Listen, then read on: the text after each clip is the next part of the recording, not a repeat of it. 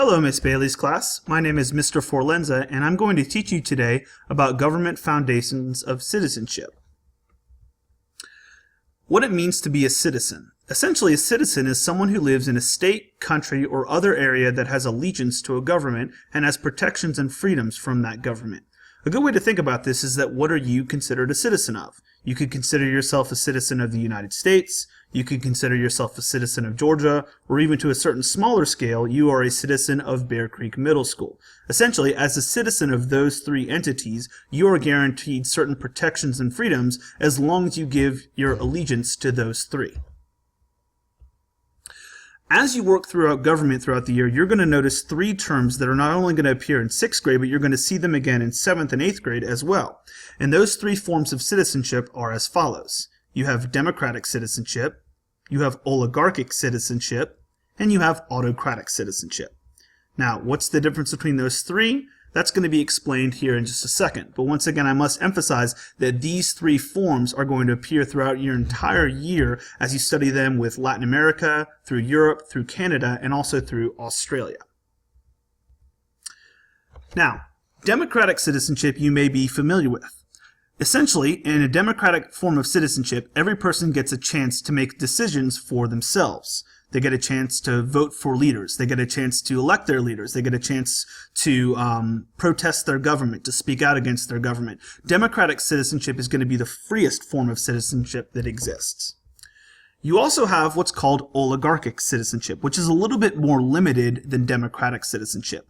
Under an oligarchy or oligarchic citizenship, basically a small group of people makes the decisions for everyone in a society. It could be a group of 2, but it could be a group even as large as 10 or 100. What you have to understand here is that there are certain people within the society that don't have the ability to make decisions for themselves. Somebody is making those decisions for them.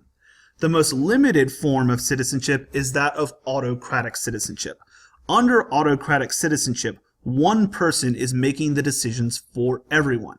Basically, the best way to think about autocratic citizenship is that freedom is very restricted and very limited under autocratic citizenship. Now, to paint kind of a realistic example for you, we're going to talk about going to lunch each day. When you go to lunch in the lunchroom, think about the choices that are available there for you. Even though the choices may be limited, you still have the ability to make those choices for yourself. So when you go into the lunch line, you can either bring your lunch from home, you can buy lunch there, or if you're lucky enough, somebody may even bring you lunch from a restaurant that's outside in Winder.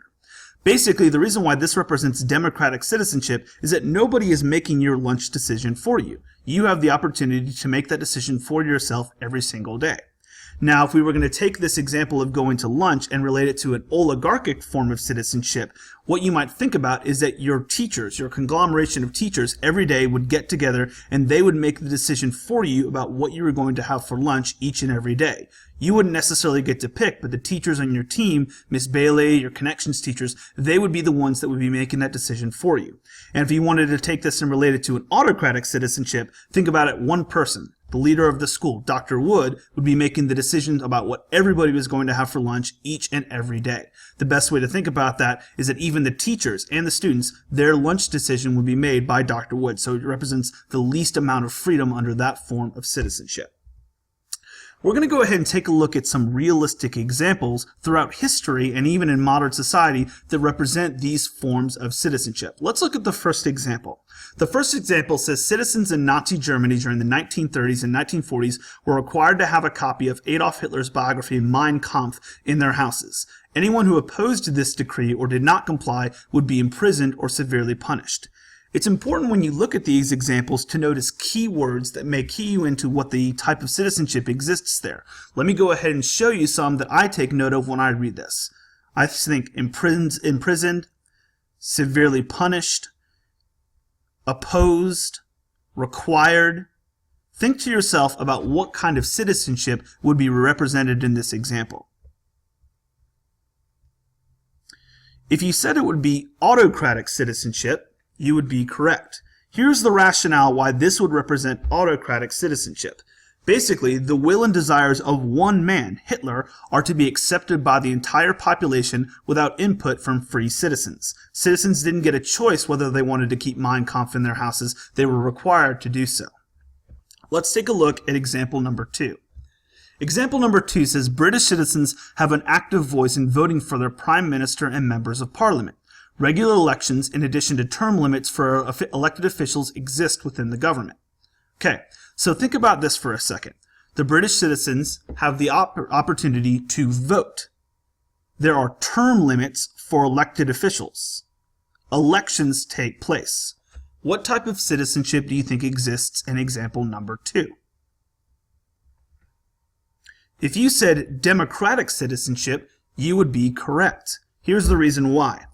The citizens are allowed to vote for their elected officials. In addition, all elected officials have limited terms so that they don't abuse their power. In democratic citizenship, the most of the power lies in a population or in regards to elected officials. But one of the things that you have to think about here is that the elected officials have limitations. Either their terms are limited or the power that they have is limited. In this case, these elected officials, while they have more power than a regular citizen, still have term limits, which makes it democratic citizenship. Let's look at the third and final example. Vladimir Putin has been president of Russia for the last 20 years. Once his 5th term is over, he appoints one of his closest advisors as the new president. Putin stays on as the prime minister to help rule with the new president. Okay, now example number 3 is a little bit tricky. You see words like president, which make you think that this might be democratic citizenship. But don't be fooled by just those tricky words by thinking that it's democratic citizenship. What citizenship do you think it might be? If you said oligarchic citizenship, you would be correct. Now here's the rationale and the reason why. The citizens really do not have any power to choose their leaders. One man, Putin, just appoints another to create the illusion of a democracy.